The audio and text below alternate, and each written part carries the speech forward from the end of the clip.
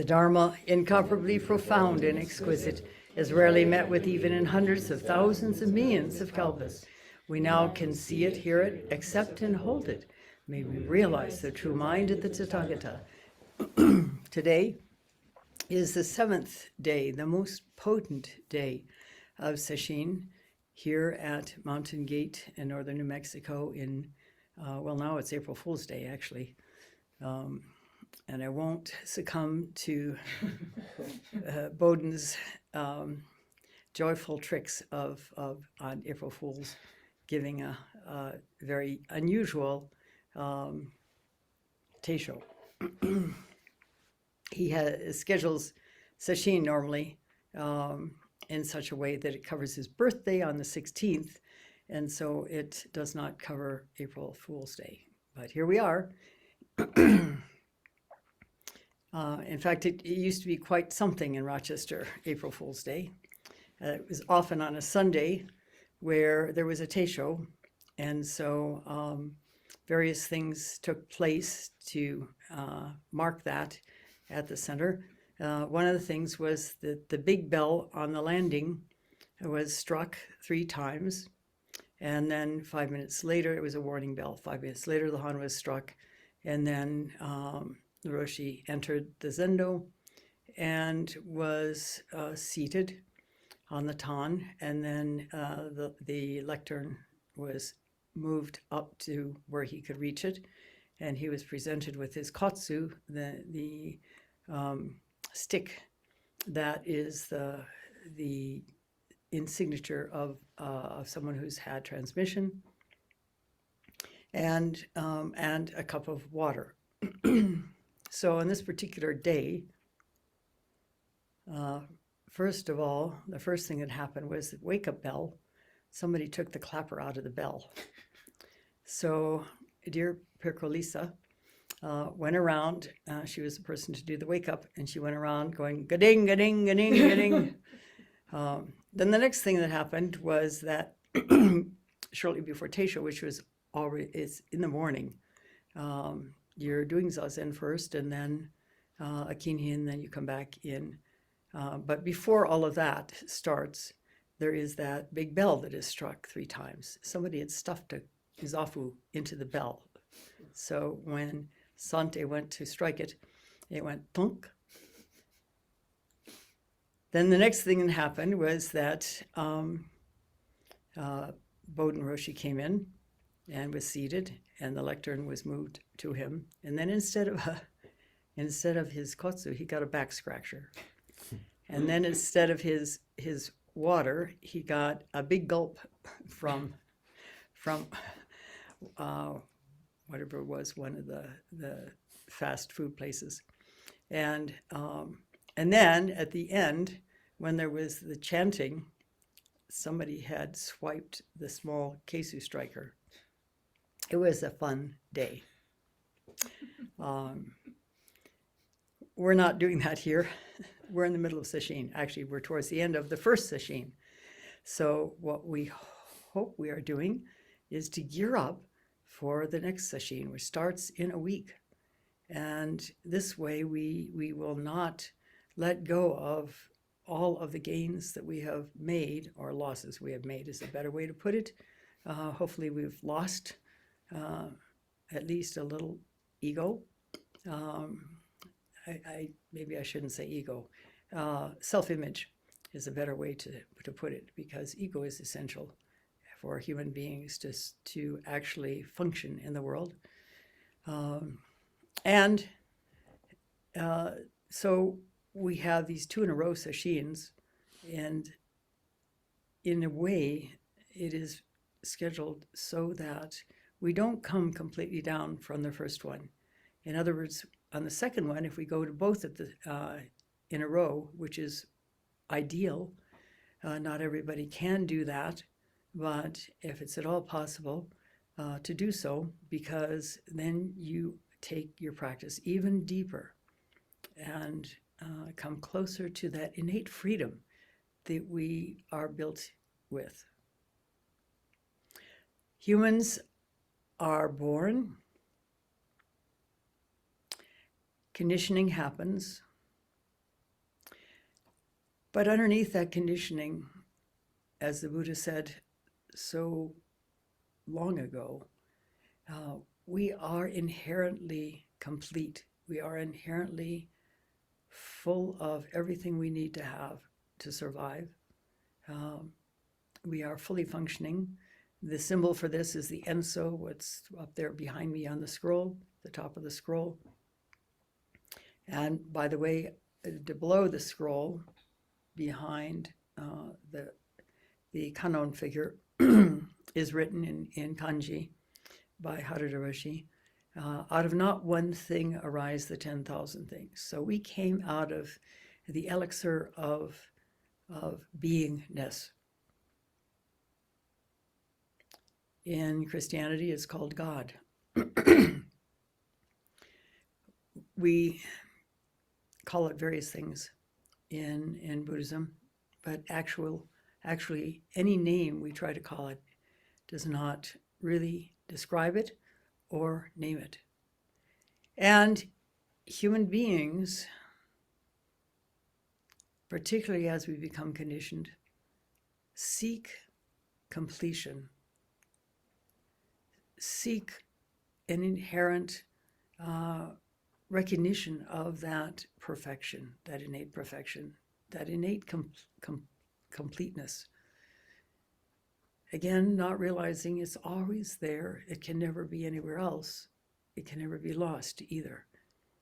So we start searching for that completion, and people search in many, many different ways, hoping always to find permanent happiness. Well, the news is that permanence doesn't exist. Much as we would perhaps wish it would, hope it will in times when it's positive, in times when it's negative, we wish it would not last, actually. So we're stuck between the two poles. And in order to search for that, particularly if we've had any negative experiences in our lives, we search outwardly. In general, we search outwardly. Unless, like Yangi Mingyur Rinpoche, we're born into a monastery where his father is an enlightened teacher and his brothers are also enlightened teachers. Well, that's a little different. And even he had his challenges growing up. He had panic attacks, and he was so monitored, protected, that when he was in his mid-30s, he hatched a plan to do what he had mentioned to his father, which was go on a solo pilgrimage, incognito, for however long, and his father agreed that that was a very good idea. In other words, not to stay in the monastery, but to go out in the world and experience, particularly experience as a homeless one.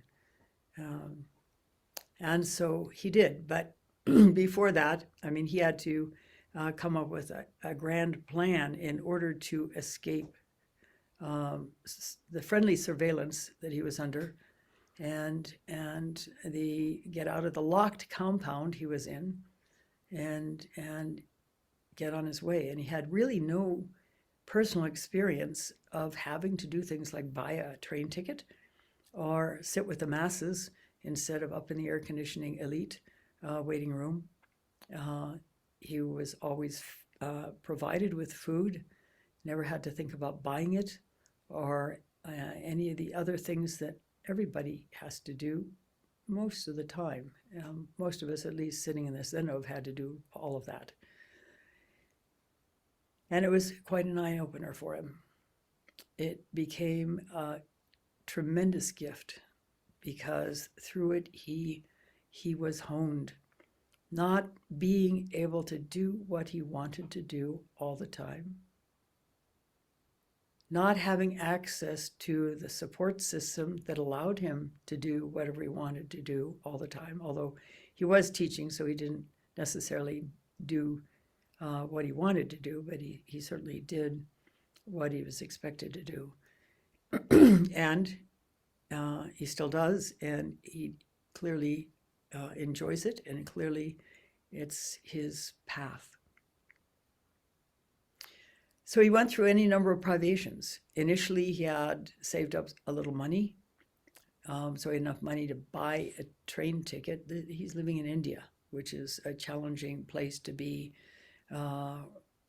penniless, and it was extremely difficult for him. In fact, he couldn't face it for the first 3 days, to simply sleep on the floor with everybody else in their dirty rags and unbathed bodies.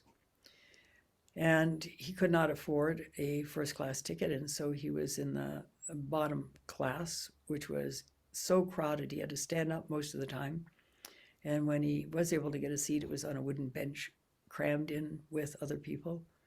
It was not an experience he had had before. And then he got to Varanasi, which is where he wanted to go. And initially he had enough money to buy food at a restaurant and sit in his robes in, what was it? It was one of the famous places where the Buddha had had an experience. And he sat zazen. And then came the time when his money ran out. And so he had bought himself, before that happened, a set of wandering ascetic clothes.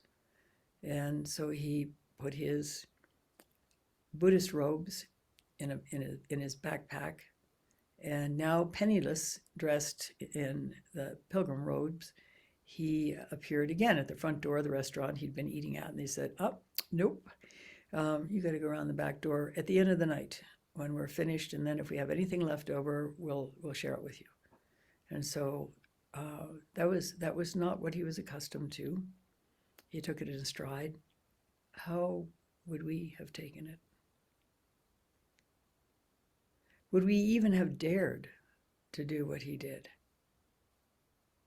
To commit to a pilgrimage, wandering all over India, penniless, for 5 years, it is what it ended up being. He had no particular goal in this other than to experience life out and about and all its challenges, and hone his practice in doing so. Everyone here has a relatively comfortable lifestyle compared. And yet we still hunger for some level of freedom. We have a lot of exterior freedom. Most of us have a certain amount of money or support that we can move about in directions we would like to move about in. But as far as interior freedom, that's what brought us here. A sense of lack of it, and that is the ache in everyone's being until we have found it. We fill that ache with all kinds of things, with travel, with interactions with people, with chasing food, or chasing drink, or chasing drugs, or chasing relationships, or chasing entertainment. There are vast and plentiful ways in which to avoid that inner ache. Yongey Mingyur Rinpoche is a wonderful example of what we have to do in order to become free, and he certainly did become free. If you read his books, his earlier books, there's somebody there writing it. If you read his most recent book, which is several years old at this point, In Love with the World, the travels through the bardos of living and dying, amongst travels through the bardos of living and dying. It is highly recommended. Because it's a model for all of us, really. We come into this life and we have a relative level of pampering. It might not be something we would call pampering, but we have a relative level of support. We've arrived here in this zendo as adults, healthy adults, And so somehow there was enough support in the universe for that to happen. Many of us have had untoward experiences getting here. That's actually something that if you deepen your practice sufficiently, you will begin to realize is a gift. Because it makes us far more empathic to other people who've suffered in one way or another. And if we go deeply enough, it brings forth a yearning to help relieve suffering in whatever way we can. And that is the Bodhisattva vow. How do we help that happen here? In residential training, there are constraints so that we bump into our stuff. If we have free rein, if we can do anything we feel like anytime we want, we can escape where we're caught over and over again and never become free of it. And so, over the centuries, a schedule and particular expectations of people who are in training in Zen temples has come forth to benefit everyone training. So we have the schedule. We wake up when we're supposed to wake up, or we can wake up earlier. That's great. We come down into the Zendo and dive deeply into our practice. But at a certain point, we're supposed to be on the cushion 10 minutes before the formal sitting starts. We're also expected on days when there's not a formal sitting to do at least an hour of our own sitting, whatever schedule we need, twice a day, morning and evening, so that our practice, our deepening can continue in a different format, which can help. Change can help, actually. Fleeing doesn't, but nonetheless, there are people who do flee. In my own early years at the Rochester Zen Center, I thought about fleeing many times. When Roshi Kapleau was in Japan, he thought about fleeing many times as well, and almost got there until, as he told me, he came to his senses. Thankfully, he did, because that allowed an extra deep level of training to become available widespread to people all over the world. Through the Rochester Zen Center, through Sesshin, with Roshi Kapleau and his successors. There are other things. There is two dictums in Zen practice. One is a bodhisattva leaves no traces. And that goes all the way to this very small habit of when we have our evening tea and it comes wrapped, the tea sweet comes wrapped up in some kind of packaging. We don't just put the packaging back in the bowl and expect the Jisharyo to have to deal with it. We take care of it ourselves. We don't leave traces. When we do things, we don't leave stuff behind. We don't make it difficult for other people. So we clean up after ourselves thoroughly. We cut bread on the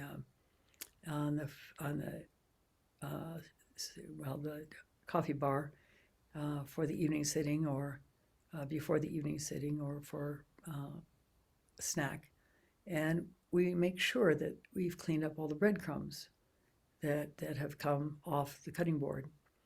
Little things like that help us to pay attention, first of all, which is vital in terms of our practice, and enhances the potential for coming to awakening if we really pay attention.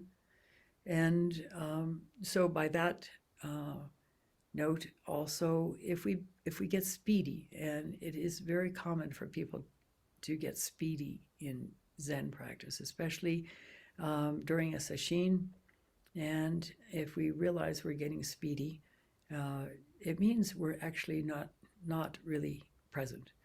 We're kind of touching down every so often, every few minutes or every few seconds into the moment, but we're not really taking care of this.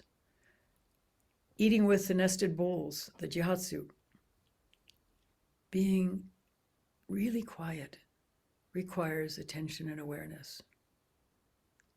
Something that we're not ordinarily accustomed to when we eat. You know, the bowl goes down, the fork and the knife and the spoon are picked up, and we eat whatever there is on the plate. And we don't think about how we're eating, the taste of what we're eating, the quality of what we're eating in terms of, is it soft, is it hard, is it aromatic, or is it sort of neutral? What is the whole experience of eating? This is another way we can enhance our Zen practice. And another dictum is bow and serve. When we're asked to do something, we simply do it. We don't put it off on somebody else to do, we just do it.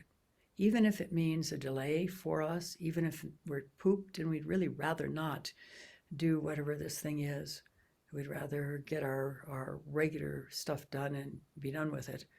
And so we're tempted to hand it off to somebody else to do. We don't do that because it is a reinforcement of our search for pleasure outside of our the only way we can reach it, which is inward. We are so accustomed to finding a source of pleasure, chasing it in some form or another, and trying to hang on to it, that we don't pay attention to our inner landscape, which is where that urge to escape, that urge to keep hunting for the as the Sangha in Mexico described, Roshi Kapleau's endless search for the perfect bolillo. Well, I'm not sure we ever found it, but we were always searching. Every time we went anywhere, we went to a bakery and searched for a bolillo. And we would buy bolillos, and none of them quite ever came up to his standards. For all I know, he's in heaven right now, still searching for the perfect bolillo. We have so many ways of escaping the moment. And most of us have had some conditioning in our lives, whether we even remember it, and most of us don't remember it. And because that is one of the natures of conditioning. If we've had a challenging experience, we try to avoid feeling it, thinking about it, remembering it, so that we can live in a sort of a different place where that doesn't happen or didn't happen. So we have reasons, we think, for escaping the moment, even though we probably don't think about it to that point. We just try to escape and don't realize that that's what we're doing. But the whole way a Zen monastery or a Zen center or sesshin are set up is so that we have as little opportunity to escape as possible, in order to, as the Korean master said so long ago, turn the light inward and trace the radiance down to its source. Turn the light inward and trace the radiance down to its source. Don't search outward, because you will never find it there. The lack of permanence in this universe prevents that. And speaking of such, a Theravadan teacher once spoke of the benefits of impermanence. I think it was Jack Kornfield, but I'm not sure. It was one of the Theravadan teachers, American Theravadan teachers, and said that if you just imagine yourself, you have this wonderfully comfy chair, Maybe it's that blue chair out in the foyer where you can lean back and a footrest comes up and it can feel like heaven. But then imagine yourself 4 hours later in that same chair. How is that going to feel then? If you're not allowed to get out of the chair, I guess this is the whole purpose of the timeout punishment for little kids. So there is a benefit to impermanence.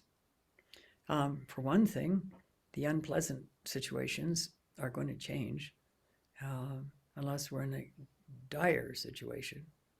And even then, I have to remind you of Jacques Lerond's experience in the death camp Buchenwald during the Second World War, where if there was a prison, that was certainly a prison. And it was a hell realm as well, because death was everywhere. And eventually it was liberated, but not before countless human beings died or were put to death. And yet, by taking advantage of those constraints, he found total interior freedom, which is the only freedom there is. This is what Sesshin is about. This is what Zen practice is about. This is why all of you, whether you realize it or not, have come to Zen practice, have sought spiritual work in order to truly become free. And you can. But don't mistake the constraints as limitations in the sense of you want to get away from limits. The only way to become free within the midst of limits is to go within yourself. So we have been sitting and doing work and having meals and exercise. It's pretty wonderful that we have this national forest right next door, literally. We've had a very balanced schedule with plenty of opportunity to really turn inward within these constraints and search. And the more we do it, the longer we do it, with more commitment, with more presence, with more awareness. And that's the important part. We can sit our body down on the cushion and sit there for however long, and then the bell rings and we change posture, or the bell rings and we do kinhin. We can make our body fit the schedule. But what about our mind? Because that's where the freedom lies. If we allow ourselves to be fully present, to resist the temptations to escape however we want to escape, and I mean we can escape in subtle ways, by chasing after a thought, by daydreaming in the Zendo, by any number of things. But if we work not to do that, and quite often it's hard work because we're so habituated to using these escape methods, we will become more and more able to be free even in the midst of the greatest constraint. For example, if you were on death row, it is possible. We sense inherently that it's possible, otherwise we wouldn't be sitting here. And it is. So I thank you for listening. We'll stop now and recite the 4 vows.